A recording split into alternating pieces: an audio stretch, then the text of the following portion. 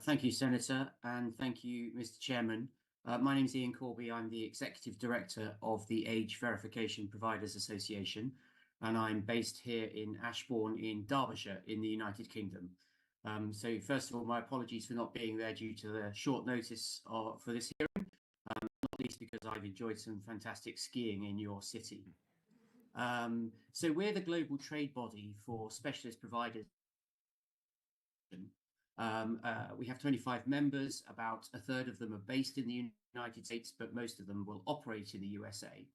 And first of all, we wanted to congratulate Utah on really leading the way in this field, not only by taking this issue so seriously, but also drafting the legislation so carefully, and also in the experience we've had with the Division of Consumer Protection putting together rules in this field over recent months.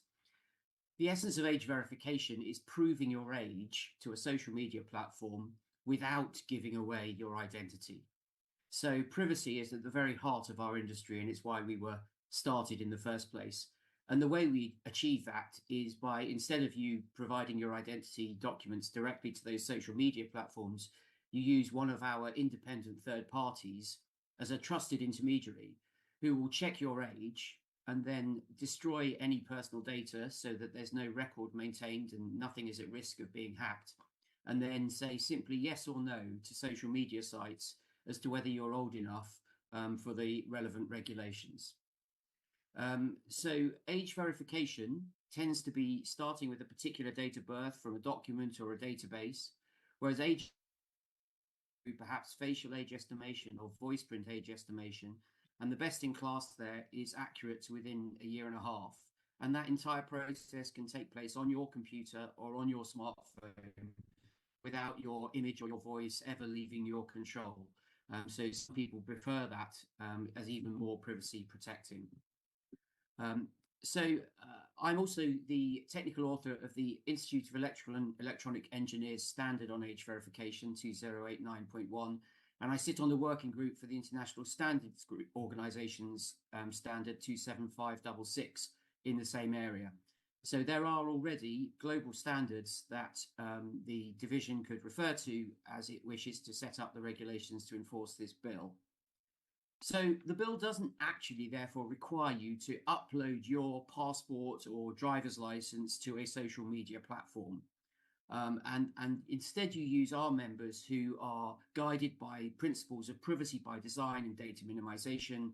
We started mostly in Europe, where you may know we have very strict data protection rules in place already. And also we never use the data we use for age verification for any other purpose. Also, I wanted to just talk a little bit about the 95% accuracy level that's mentioned in the legislation. This is extremely insightful.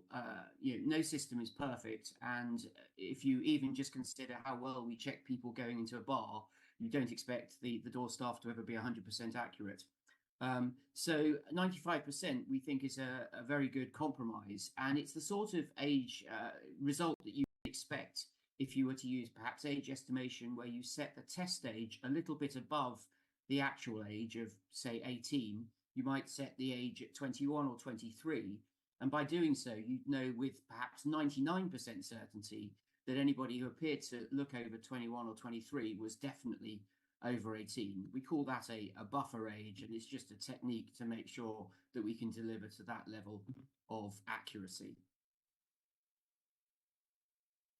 Independently certified, ANSI, which is the National Accreditation Board in the USA, has auditors who can go out and test these systems to make sure they work and they deliver to that level of accuracy. And then finally, I'd just like to point out that, some people worry about the cost. Well, the UK government estimates the cost of a check to be about 12 cents and expects it to fall very rapidly.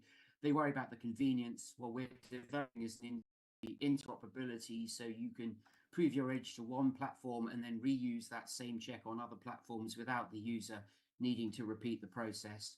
And finally, some people argue that the kids will just use virtual private networks to pretend that they're not in Utah.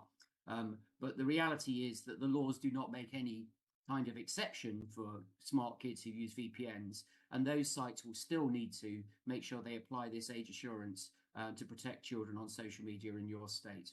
So thank you very much for the opportunity to address you today, and I'm happy to take questions. Thank you, sir. Any questions for Mr. Corby? Sir, I see no lights. Thank you for your testimony.